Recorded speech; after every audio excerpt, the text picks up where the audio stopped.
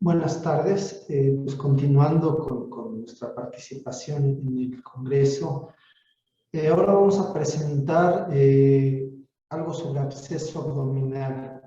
Vamos a ver los hallazgos radiológicos de los abscesos abdominales. Vamos a hacer énfasis en la placa de abdomen, porque en muchos lugares es la primera modalidad de imagen que se utiliza. Vamos a ver también ultrasonido, tomografía, obviamente. Y también vamos a hacer énfasis en el tratamiento de estos abscesos a través del intervencionismo.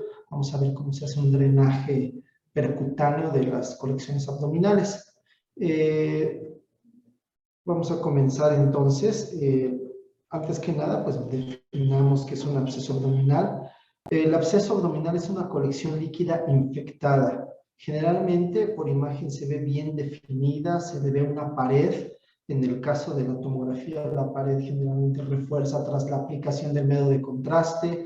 En el caso del ultrasonido, muchas veces esa pared tiene vascularidad y se puede demostrar con el doble color. El interior del absceso tiene septos que son visibles con mayor frecuencia en ultrasonido y puede tener gas en su interior, ya sea pequeños corpúsculos aéreos o hacer niveles hidroaéreos. La mayoría de los abscesos son el resultado del paso de microorganismos a través de la pared intestinal. ¿Y cuáles son las causas? Estas pueden englobarse en cuatro grandes grupos. Fugas anastomóticas en pacientes posoperados, sobre todo en tubo digestivo, procesos inflamatorios como apendicitis, diverticulitis, perforaciones por cualquier causa o neoplasias. Entonces, en estos cuatro grupos se pueden englobar las causas de los abscesos abdominales.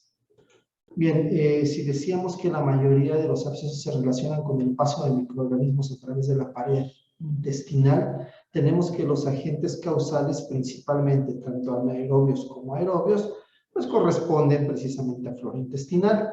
En cuanto al cuadro clínico, pues es muchas veces inespecífico. Sin embargo, lo más común es el dolor abdominal localizado o difuso, y los datos que tienen que ver con la sepsis, el malestar general, la anorexia, la fiebre. En casos ya más avanzados, el paciente va a presentar un níleo con distensión abdominal. En algunos casos puede palparse una masa y generalmente en laboratorio vamos a encontrar leucocitosis. Entonces, el cuadro clínico muchas veces es inespecífico, pero los antecedentes del paciente nos van a servir para sospechar de la presencia de un absceso abdominal. Pues bien, antes de ver con detalle los hallazgos por imagen, tenemos que hacer un recordatorio de la anatomía de los espacios peritoneales. Si nosotros tomamos el mesocolon transverso como referencia, tenemos que el abdomen se va a dividir en dos grandes compartimentos. El primero es el supramesocólico, el segundo es inframesocólico. Asimismo, cada uno de los compartimentos tiene divisiones. El supramesocólico lo vamos a dividir principalmente en un espacio subfrénico o subdiafragmático derecho e izquierdo y en un espacio subhepático.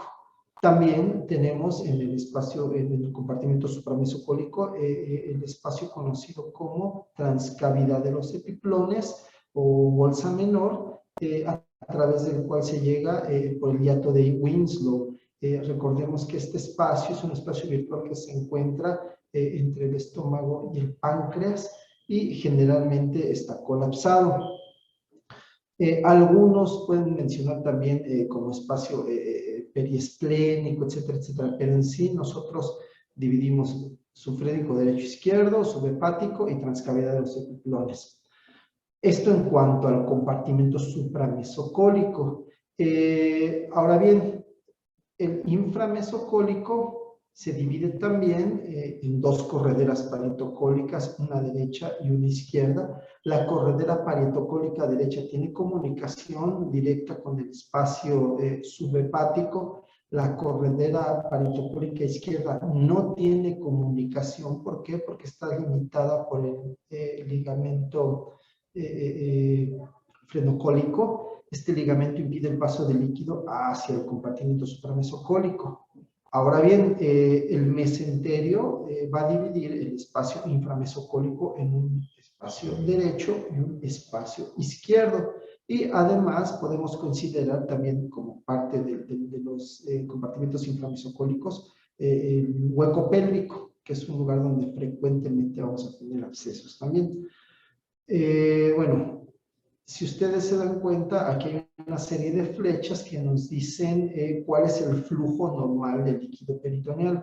Generalmente este líquido va del mesenterio, de los compartimentos inframesocólicos derecho e izquierdo hacia la pelvis. De la pelvis el líquido asciende hacia las correderas paritocólicas y por la corredera paritocólica derecha llega tanto al espacio subhepático como al sufrénico derecho.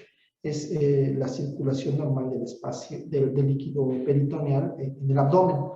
Ahora bien, en el segundo esquema se ponen con una forma sombreada los principales sitios de formación de abscesos en el abdomen. A nivel supramesocólico tenemos los compartimentos o los espacios sufrénicos derecho e izquierdo, el espacio subhepático y la transcavidad de los epiplones o bolsa menor como los principales lugares donde se forman abscesos.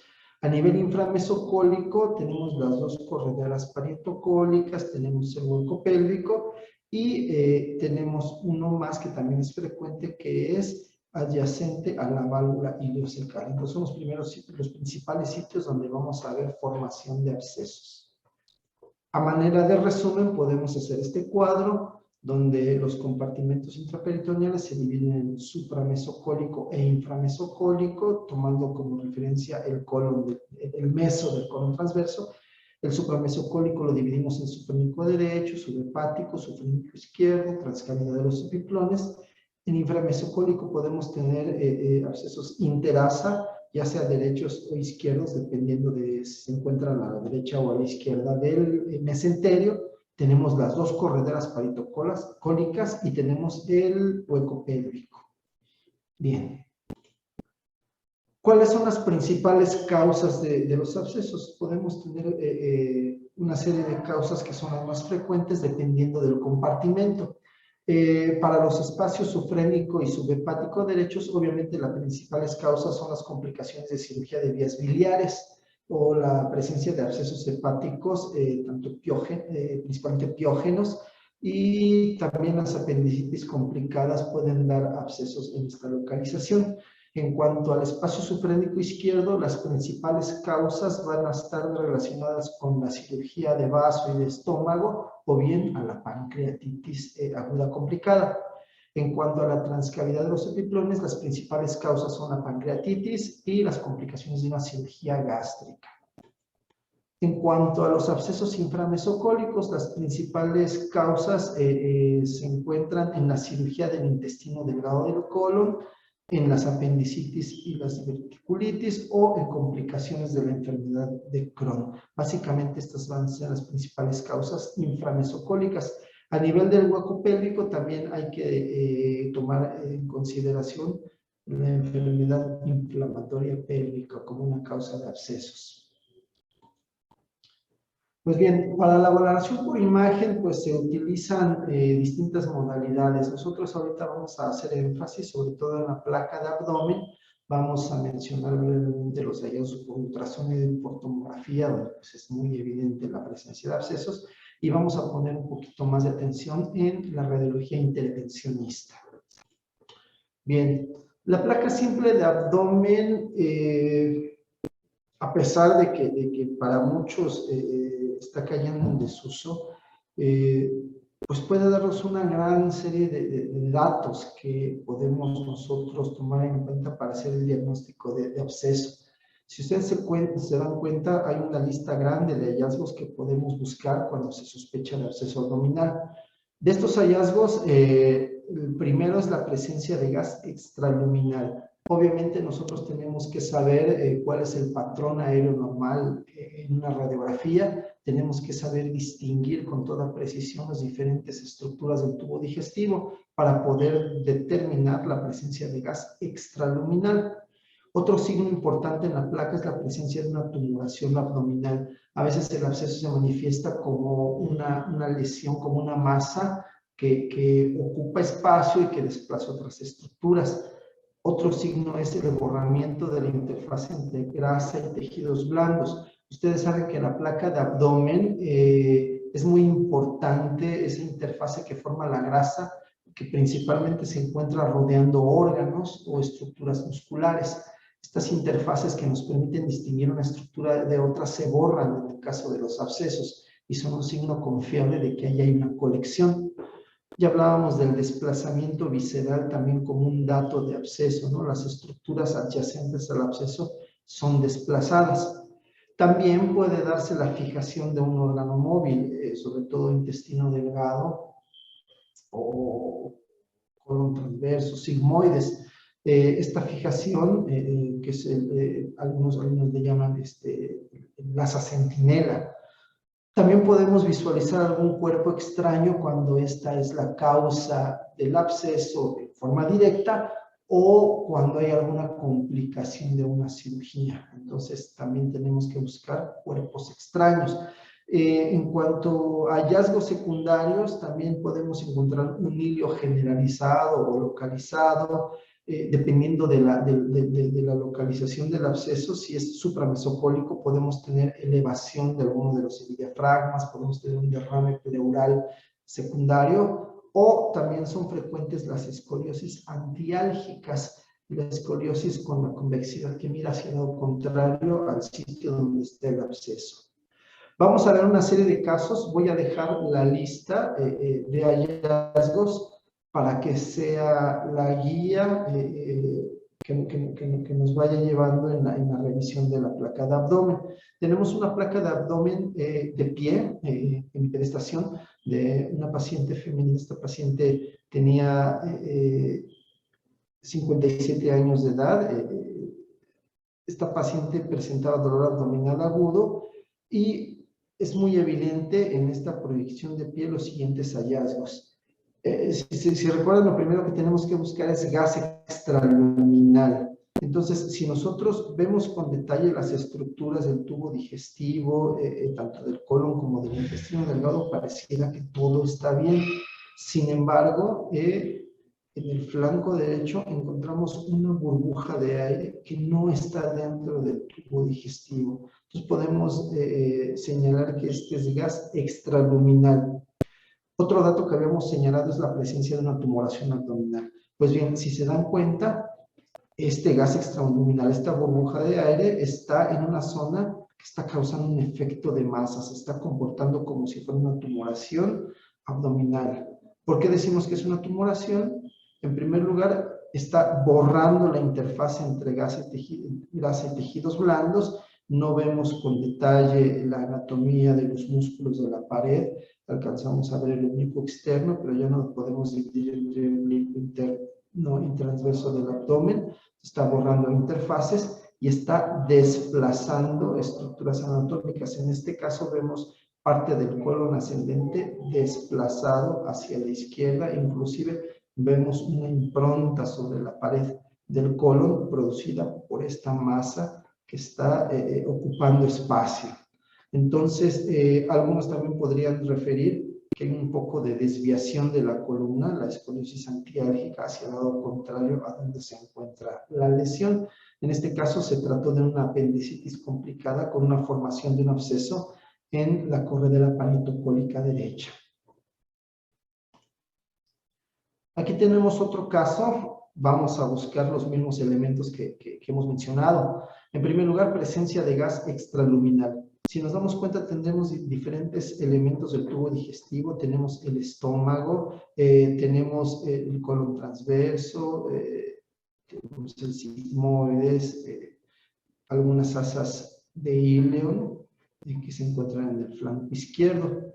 Pero hay una serie de imágenes puntiformes, radiolúcidas, que no están dentro de estructuras del tubo digestivo. Este patrón, algunos le llaman patrón en migas de pan, estas imágenes radiolúcidas puntiformes es una de las formas más comunes de ver el gas extraluminal cuando hay abscesos abdominales. Y este gas extraluminal está alrededor del colon transverso. Entonces, estas pequeñas imágenes radiolúcidas son nuestro gas extraluminal que nos hace sospechar que aquí hay un absceso. Ahora bien, la interfaz entre grasa y tejidos blandos también está borrada. Si ustedes recuerdan, nosotros deberíamos distinguir aquí el riñón. ¿Por qué? Por la presencia de la grasa perirenal. Deberíamos ver mucho mejor el borde inferior del hígado, el borde inferior del vaso. Entonces, aquí no lo vemos, tampoco vemos los músculos psoas. ¿Por qué? Porque estas interfaces están borradas por la presencia del absceso y por los cambios inflamatorios adyacentes. Entre los signos que también encontramos en esta radiografía está el ilio, en este caso localizado en el flanco izquierdo. Entonces, no siempre vamos a encontrar el ilio en el lugar donde esté el absceso. Lo podemos encontrar en otro lugar. En este caso, vemos asas fijas del intestino delgado en el flanco izquierdo, en la fosa ilíaca, perdón, en el flanco derecho, fosa ilíaca derecha. Muy bien. Entonces, con todos estos datos podemos concluir que hay un absceso, en este caso, adyacente al colon transverso. Otro caso más. Lo primero que buscamos es presencia de gas extraluminal. Entonces, tratamos de identificar nuestras estructuras del tubo digestivo. Tenemos parte del antro gástrico, tenemos colon. Sin embargo, vemos algunas estructuras, algunas colecciones de gas que parecen no pertenecer al tubo digestivo. Específicamente, aquí en el hipocondrio izquierdo y en el flanco izquierdo, tenemos estas dos imágenes radiolúcidas de bordes lisos que parecen que no corresponden a estructuras del tubo digestivo. ¿Por qué? Porque no tienen austras para pensar que es parte del colon, no tienen válvulas coniventes para pensar que se tratan de asas de yeyuno. Entonces, podemos asegurar que es gas extraluminal. Inclusive a nivel de hueco pélvico tenemos otras zonas donde también quizás estemos viendo gas extraluminal. Muy bien. Segundo lugar, también tenemos borramiento de las interfaces. Igual, aquí podemos distinguir el riñón derecho, incluso aquí podemos distinguir parte del riñón izquierdo. Sin embargo, no podemos distinguir con precisión el borde inferior del hígado, el borde inferior del vaso. Entonces, ese es el borramiento de interfaces que estamos viendo en esta placa. Aquí sí podemos ver los psoas, por ejemplo, que no veíamos en la radiografía anterior. Aquí sí lo vemos.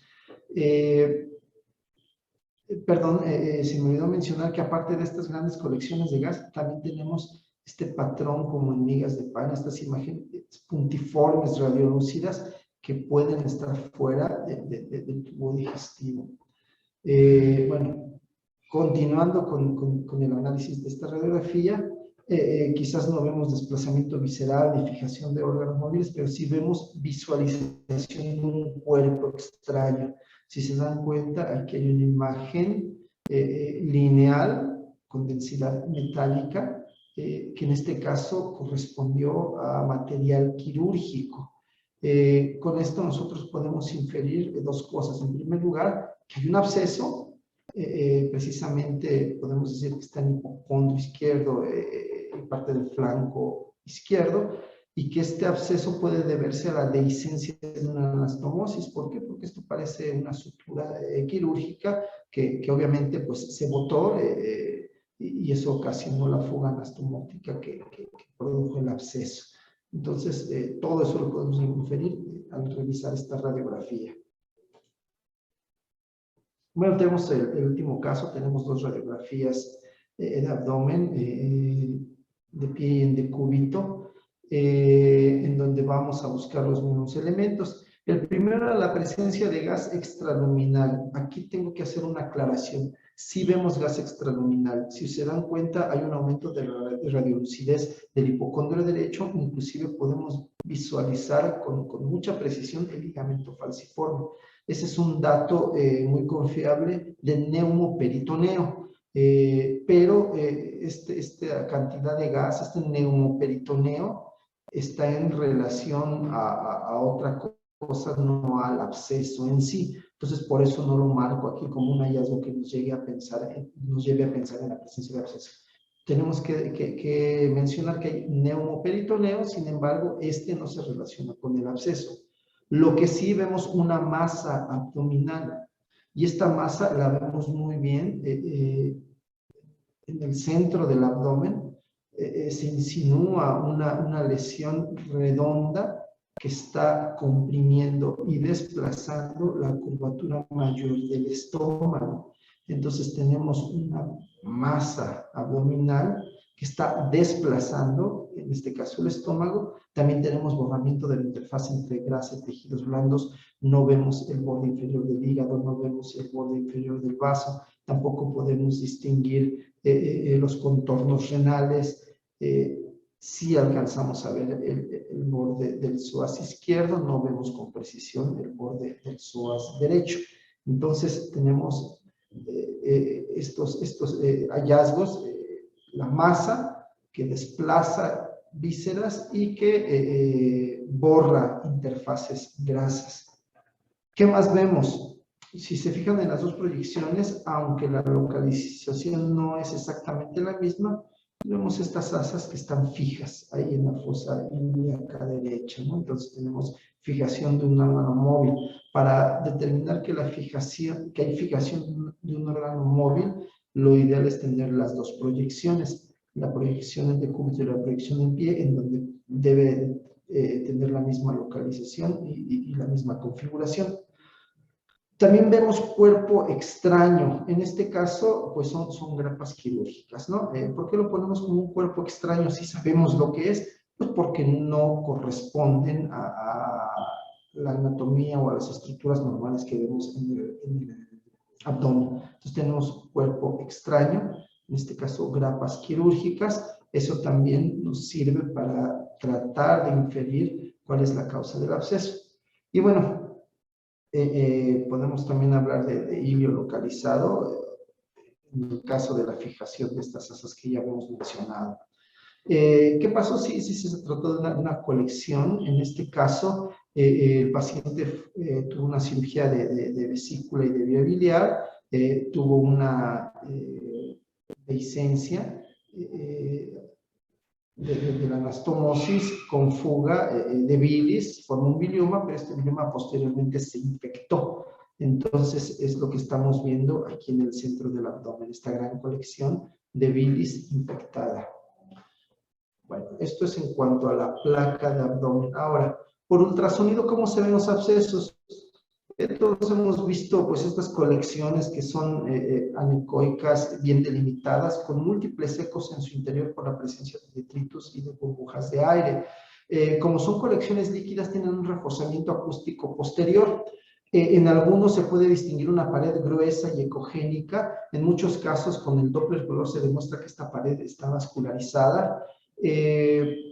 A veces vemos imágenes complejas con múltiples septos. Los septos se visualizan mucho mejor en el ultrasonido que en cualquier otra modalidad de imagen y podemos ver niveles líquido-líquido. En ocasiones también podemos ver imágenes de apariencia sólida que podemos confundir con tumores si no tenemos experiencia.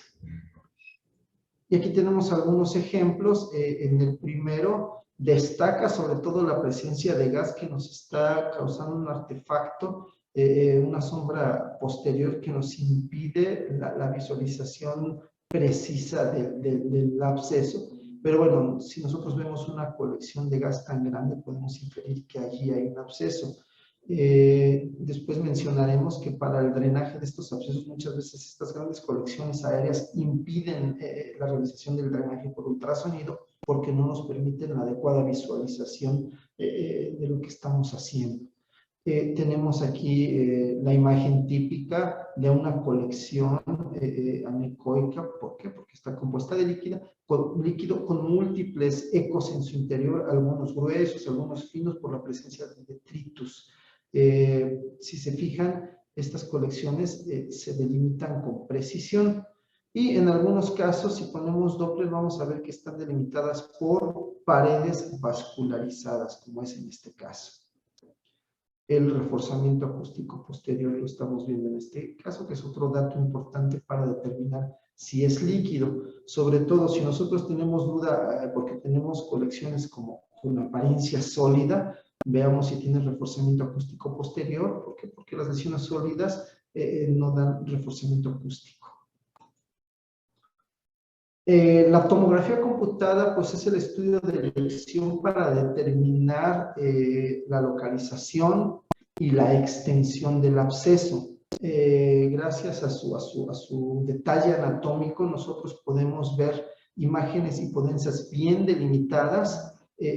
Podemos ver la pared, que generalmente es de mayor densidad y refuerza tras la aplicación del medio de contraste. Muchas veces, aunque no veamos burbujas aéreas, el hecho de que haya reforzamiento ya nos habla de que hay infección. Podemos determinar con mucha precisión la presencia de gas, que puede ir de pequeñas burbujas a niveles hidroaéreos más grandes.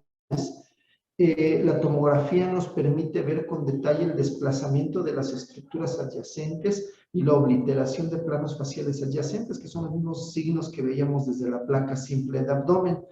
Y también otro dato importante es el aumento de la densidad de la grasa adyacente. ¿Por qué? Por un proceso inflamatorio que existe.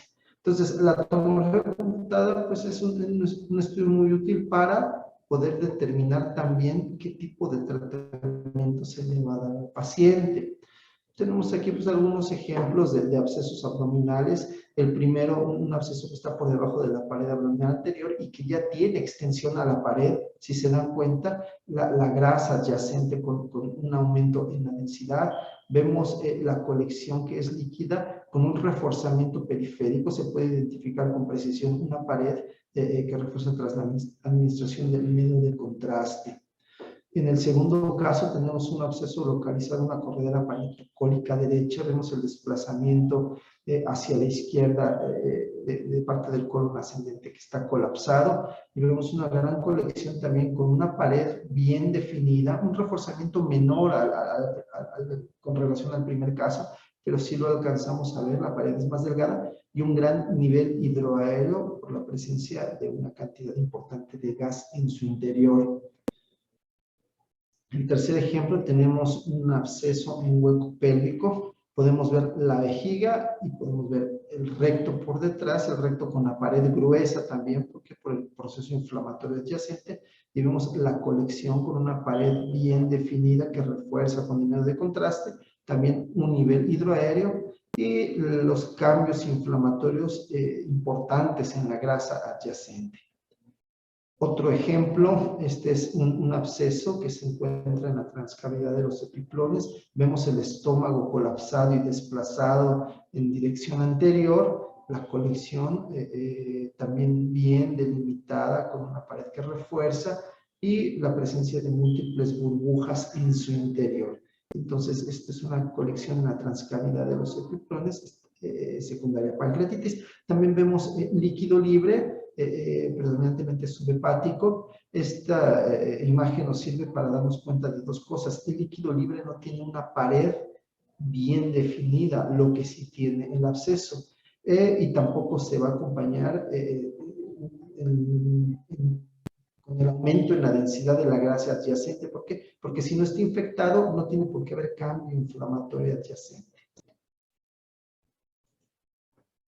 Bueno, hay una gran cantidad de diagnósticos diferenciales y hay que tener en presente que muchos de estos diagnósticos, a pesar de no ser abscesos en sí, también pueden infectarse y convertirse posteriormente en abscesos. Entre los diagnósticos diferenciales están los hematomas, que también pueden infectarse, obviamente, los quistes simples o los quistes complicados, por ejemplo, con hemorragia, el pseudoquiste pancreático, las ascitis loculadas en pacientes que tienen procedimientos quirúrgicos previos o pacientes renales que tienen diálisis peritoneal. Es muy común ver ascitis loculadas que simulan abscesos. Hay neoplasias necrosadas que pueden confundirse con abscesos. La zona de necrosis puede confundirse con una zona de infección.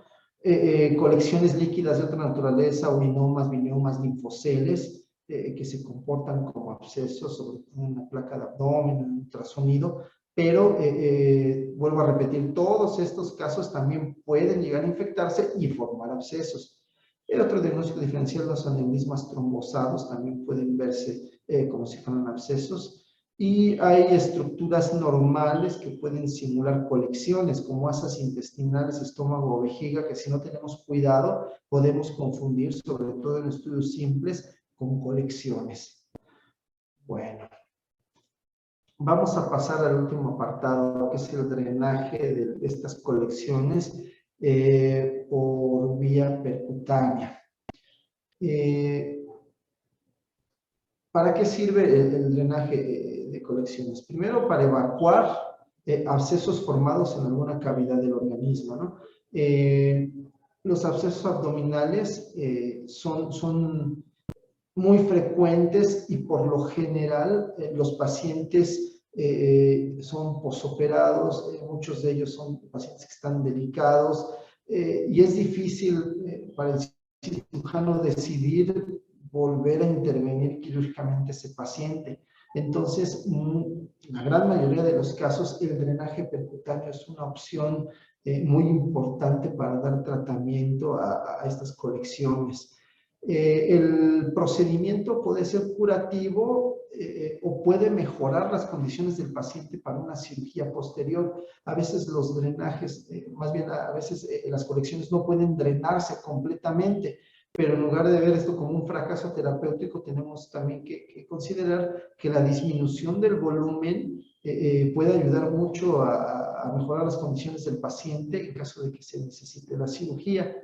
Y bueno, además de hacer el drenaje de las colecciones, es importante la obtención de muestras para cultivo. Es fundamental esto para poder aislar el agente etiológico. Bueno, ¿qué material usamos? Nosotros generalmente usamos catéter tipo Malecot. A mí no me gusta tanto usar el pigtail. ¿Por qué? Porque el pigtail tiene orificios muy pequeños que se pueden obstruir con facilidad. El pigtail lo uso más frecuentemente, sobre todo para drenaje de la vía urinaria en el caso de las nefrostomías, pero es mucho mejor el Malecot, tiene una canastilla mucho más amplia y puede drenar más rápido un absceso. Y obviamente entre mayor sea el calibre de este catéter, yo prefiero el 14 French, el drenaje va a ser más fácil, ¿no? Obviamente hay que ver la localización del absceso, si el abordaje es delicado, es riesgoso, si es una estructura muy profunda, conviene usar un calibre menor para tratar de traumatizar lo menos ese abdomen. Aparte del catéter Malecot, bueno, todos los catéteres vienen ya con su kit que incluye una aguja chiva para hacer la punción, una guía metálica y un juego de dilatadores. La técnica que usamos para hacer este abordaje, pues es la técnica de Seldinger. Recordemos que Seldinger describió esta técnica para la colocación de catéteres vasculares. Recordemos rápidamente en qué consiste esta técnica. Funciona, en este caso lo tenemos ejemplificado con un vaso. Se funciona el vaso con una aguja. A través de esta aguja se introduce una guía. Posteriormente se retira la aguja y se deja la guía. A través de la guía se introduce un catéter, se retira la guía y queda colocado el catéter intravascular. Esa es la técnica de Seldinger para colocación de catéteres vasculares. Ahora bien, ¿qué hacemos nosotros? Nosotros hacemos lo mismo, introducimos una aguja al interior de la colección, a través de la aguja introducimos una guía metálica, retiramos nuestra aguja, nosotros no ponemos el catéter directamente a través de la guía, nosotros introducimos una serie de dilatadores que van aumentando de calibre para hacer un túnel lo suficientemente amplio para que quepa el catéter. Una vez que dilatamos, hicimos ese túnel, introducimos nuestro catéter, en este caso casi siempre Malecot, y retiramos la guía y ya queda colocado el catéter. Entonces, es una técnica de Sellinger un poquito modificada, ¿no?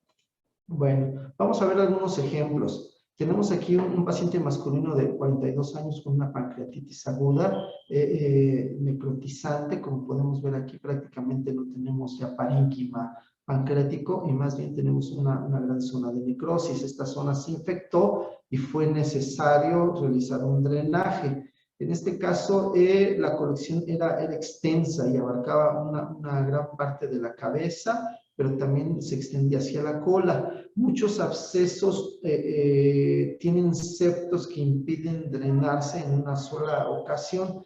En este caso nosotros tuvimos que hacer dos punciones, la primera para la cabeza y la segunda para la cola. Aquí tenemos nuestra punción. Es muy importante para poder hacer el procedimiento que contemos con una ventana por la cual podamos introducir nuestra aguja. Muchas veces no es el sitio más cercano a la pared abdominal el sitio más indicado. Si ustedes se dan cuenta, esta colección está rodeada tanto de duodeno como parte de estómago. Entonces, es difícil hacer el abordaje, no podemos hacer un abordaje directo. Si queremos pasar entre el estómago y este pedacito de colon que tenemos aquí, está interfiriendo aquí uno de los cartílagos costales, entonces tampoco podemos entrar por aquí, tenemos que buscar. Nosotros encontramos una ventanita por debajo de la costilla para poder pasar entre estos dos segmentos del colon y llegar a nuestra colección. Entonces metemos nuestra aguja entre los dos segmentos del colon y finalmente llegamos a la colección de la cabeza del páncreas. Y aunque es un trayecto más largo, resulta más seguro. Después, a través de esta aguja, pasamos nuestra guía, nuestros dilatadores y queda colocado nuestro catéter con la canastilla precisamente abierta en el sitio del absceso. Aquí hay que hacer algunas consideraciones. Aunque nosotros evitamos atravesar menor cantidad de estructuras, también se ha demostrado que hay estructuras que no presentan ningún problema si se atraviesan. Por ejemplo, el estómago. Hay numerosas publicaciones donde hay técnicas de abordaje transgástrico para abordar colecciones, sobre todo en casos de pancreatitis, y se hace con todo éxito y no hay ningún problema. Pero bueno, a pesar de esto, nosotros siempre preferimos evitar cualquier estructura y tratar de traumatizar lo menos posible, ¿no? Este paciente se drenó muy bien esa colección de la cabeza, pero quedó la colección en la cola. Entonces, lo mismo, vamos a buscar una ventana a través de la cual podamos pasar hacia la colección. Metemos nuestra aguja, metemos nuestra guía y queda colocado nuestro catéter. Primero drenamos lo que era la colección en el cuerpo, después retiramos un poquito nuestro catéter para drenar la colección a nivel de la cola.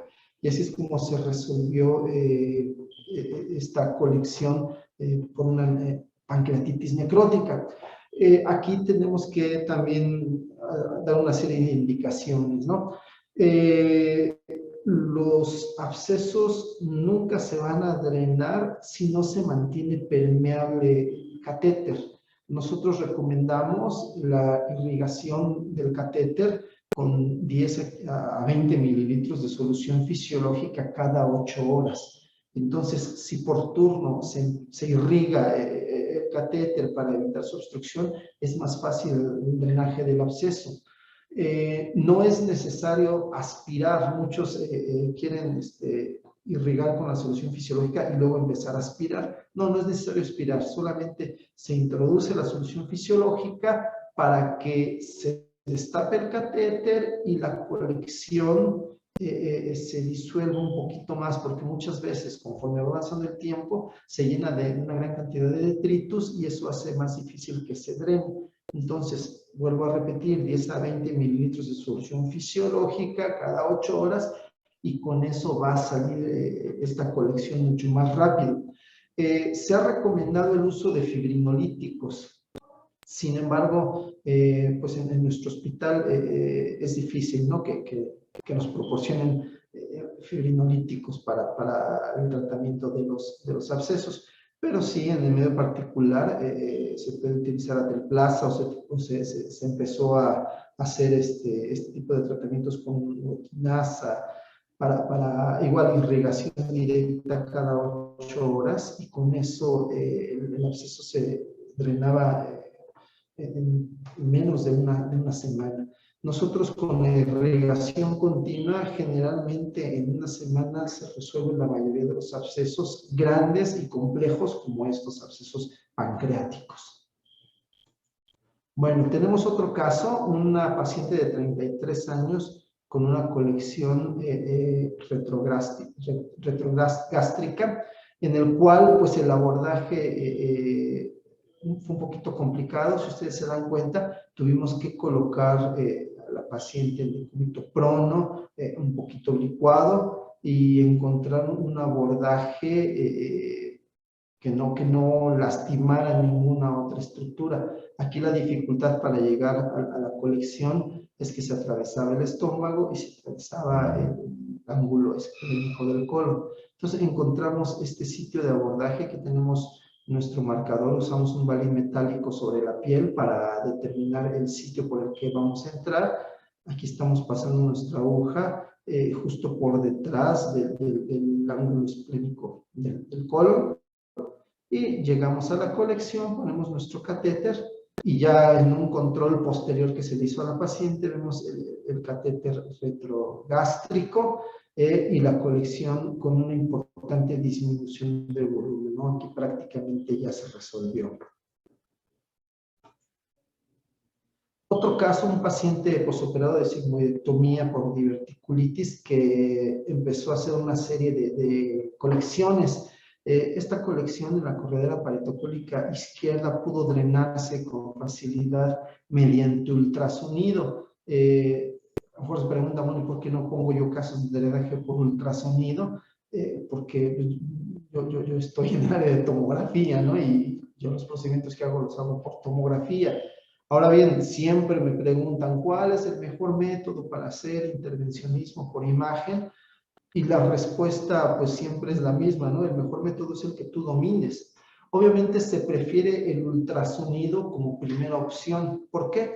Porque el ultrasonido pues no emite radiación. Entonces esa es una causa importante para tomarlo en cuenta como primera opción. Ahora bien, en nuestro servicio, si no se puede resolver por ultrasonido, entonces se nos comenta a nosotros y tratamos de hacerlo en la tomografía. En este caso se resolvió la primera colección por ultrasonido, pero esta colección presacra pues es de difícil acceso, ¿no? Entonces si uno pone el transductor, obviamente no va a haber nada. ¿Por qué? Porque se atraviesan las asas y es difícil llegar al hueco pélvico, ¿no? Pues bien, nosotros pues también nos costó trabajo ver por dónde pasar para llegar a esta colección. Entramos por la fosa ilíaca izquierda, también pues libramos los segmentos de colon que tenemos ahí atravesando nuestro balín. Esta es nuestra aguja que estamos introduciendo. Tenemos una pequeña ventanita entre estos dos segmentos de colon sigmoides y logramos pasar hasta la colección. Dejamos nuestro catéter precisamente en el centro de esta colección. Aquí está la imagen sagital donde se ve la canastilla del catéter, precisamente en el sitio donde habíamos visto el absceso presacro. Perdón, aquí está. Y un caso similar, otro absceso pélvico posterior profundo que es de difícil acceso. Nosotros entramos en este caso pegados a la cresta ilíaca, lo más pegados posibles para evitar tanto las asas de ilion que están aquí como la arteria y la vena ilíacas externas. Entonces, entramos pegaditos a lo que es la cresta ilíaca para llegar a la colección presacra y por ahí pudimos poner nuestro catéter. Entonces, si se dan cuenta, algunas colecciones son más superficiales y tienen menor complejidad. Algunas sí son más complejas y se requiere un poquito más de pericia, ¿no? De experiencia para poder drenarse. Sin embargo, consideramos que estos procedimientos se pueden realizar con toda seguridad en la mayoría de los centros hospitalarios, ¿no? La cosa es adiestrarse un poquito y pues tener la habilidad, ¿no? Muchas veces no es cuestión tanto de conocimiento, sino de habilidad. Tenemos residentes que por más que estudian y por más que se esfuerzan, pues no tienen la habilidad. Algunos que de inmediato adquieren la habilidad para poder hacerlo y lo hacen con mucha facilidad, ¿no? Entonces, eh, yo les aconsejaría, o sea, si ustedes quieren intentarlo, háganlo y traten de entrar a estos procedimientos que son seguros y ayudan mucho al paciente. Bueno, ¿qué podemos concluir después de esta presentación? Los abscesos abdominales son muy frecuentes. Nosotros tenemos que estar familiarizados con la anatomía de los espacios peritoneales y con los hallazgos por imagen en las distintas modalidades. Vuelvo a repetir, en muchos lugares la placa de abdomen es lo primero que se le toma al paciente y nosotros tenemos que tener la habilidad para poder interpretarla correctamente. Y la segunda conclusión sería que el drenaje percutáneo guiado por imagen es una opción muy útil en el manejo de estos pacientes. Si a ustedes les preguntan qué prefieres, un drenaje percutáneo o una cirugía, obviamente ustedes dirán un drenaje percutáneo. Entonces, nosotros podemos evitarle una cirugía al paciente, que es mayor riesgo y también mayor costo para el hospital. Por lo tanto, todo centro hospitalario debería contar con esta opción, debería haber radiólogos entrenados en intervenciones en todos lados. Y vuelvo a repetir, entonces, muchos de los abscesos son superficiales, no tienen tanta complejidad y se podrían resolver en un hospital de segundo nivel de atención. En nuestro caso, la experiencia que tenemos en el servicio es de que el drenaje percutáneo es muy útil siempre y cuando se le dé el cuidado al catéter. Y quiero concluir con esto. El paciente no solamente es paciente del cirujano, no solamente es paciente del internista o del infectólogo, no sé. En el momento en que nosotros hacemos un procedimiento, ya se convierte también en nuestro paciente. ¿Y por qué menciono esto? Porque nosotros tenemos que proporcionar el cuidado al catéter. Si yo dejé la indicación de que se haga la irrigación con solución fisiológica cada 8 horas, yo tengo que verificar que se haya hecho. Y si no se hizo, yo tengo que pasar la solución fisiológica, porque si no, ese catéter no va a funcionar. Entonces yo me tengo que hacer responsable del paciente. ¿Por qué? Porque mientras ese catéter esté ahí adentro, también es mi paciente. Entonces, yo tengo la fortuna de tener residentes, ¿no? Que pueden estar al pendiente de los pacientes, pero aunque no haya residentes, uno todos los días tendría que estar visitando al paciente para ver cómo se encuentra, uno tendría que estar elaborando notas médicas si es necesario. ¿Por qué? Porque el paciente está a mi cargo mientras tenga el catéter dentro. Bueno, pues esto es todo. Espero que haya sido de utilidad esta presentación y que se animen a hacer procedimientos intervencionistas, ¿no? Sobre todo por ultrasonido por tomografía. Pues muchas gracias.